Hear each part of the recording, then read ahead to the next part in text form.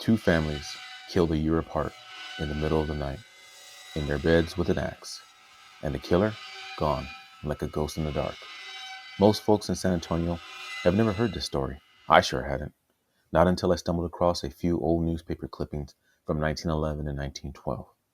What started as a footnote turned into something way darker, and the deeper I dug, the more it started to haunt me. Welcome back to Wandering Essay, where we explore the strange, the forgotten, and the stories hiding in plain sight. Today, we're diving into one of San Antonio's oldest and most chilling unsolved murder cases. A mystery that some believe is connected to a string of axe killings that crept across Texas and Louisiana over a century ago. It's March 1911. San Antonio's growing, a city caught between old dirt roads and new rail lines. But one quiet east side neighborhood is about to become the scene of something horrific. A family, the Casaways, are found murdered in their home by a family member looking for them. In the home, Alfred, his wife Elizabeth, and their three children, all killed while they slept. Their skulls were crushed and disfigured with the blunt end of an axe. The murder weapon was left in the house. The axe was found leaning on the wall in a corner of a room covered in blood, like a grim signature. There were no screams reported, no neighbors who heard anything. Whoever did it moved through the house like a shadow. And when the sun came up, they were gone, as if they'd never been there at all. There was no forced entry, nothing taken, just a home full of silence, and 5 lives brutally ended. The news reported that the police were stunned. The neighborhood was shaken. This is where the house once stood. It's gone now, but standing here, knowing what happened, there's this strange stillness in the air, like the place remembers, even if the world moved on. At first, folks thought the Casaway murders were a one-time horror, a terrible act no one could explain. But the memories remained, and the whispers never really died. People started locking their doors and windows, looking over their shoulders after dark. Something didn't feel right in the neighborhood. And then, almost exactly a year later, a couple of blocks away from the Casaway home, San Antonio woke up to another nightmare. Just a few blocks from where the Casaway family was killed, another family met a similar fate.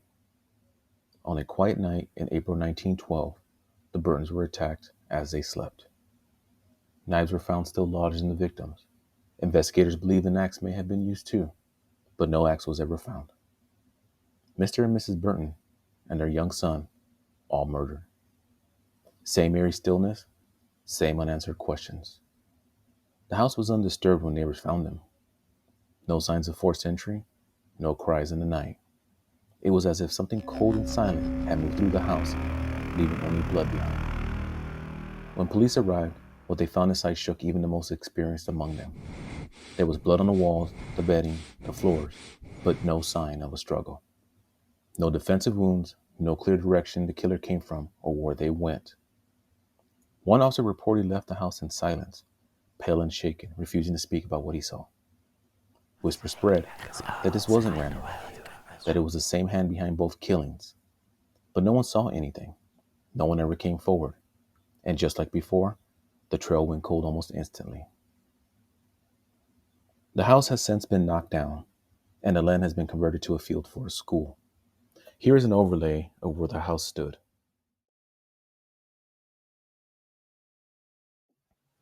The more I looked into it, the more it felt like these murders weren't isolated. Stories from other towns across Texas and into Louisiana started to sound eerily familiar. Families killed in the dead of night, the same kind of silence, the same kind of fear. Some even believe the killer used the rail lines, slipping in and out of towns with ease, vanishing by morning. And with so many trains crisscrossing the South at the time, it wouldn't have been hard to disappear. And back then, it was a time before forensics, before criminal profiles. Even fingerprinting was still in its infancy. Most police departments didn't even talk to each other. If someone got on a train and left town, that was it. They were gone. Just another shadow slipping through the cracks. What chills me the most is how completely this story disappeared. Two entire families gone. And today, no plaque, no memorial. Just a quiet neighborhood, quiet houses, familiar streets, and a century of silence. The Casaway and Burton murders were never solved. No suspect, no trial. Just a mystery that sank into the back pages of history and never came back up. I came here to City Cemetery number 3, where records say the Casaway and Burton families were laid to rest. But after an hour of walking, I couldn't find a single headstone. And on a side note, it started to rain really hard, so that didn't help. There were no markers, no names, just rows and rows of the forgotten. And maybe that's the most haunting part. Not just how they died, but how completely they vanished from memory. It's like the earth swallowed them whole, lost to time. No one left flowers, no one left signs. No monuments, no mentions, just weathered stone and whispers in the grass. And the sense that something here was lost and never really got found again.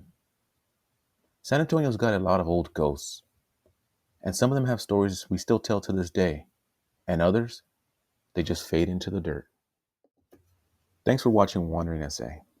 If you're into the forgotten, the eerie, and exploring the hidden corners of San Antonio's past, hit like, subscribe, and keep exploring with me.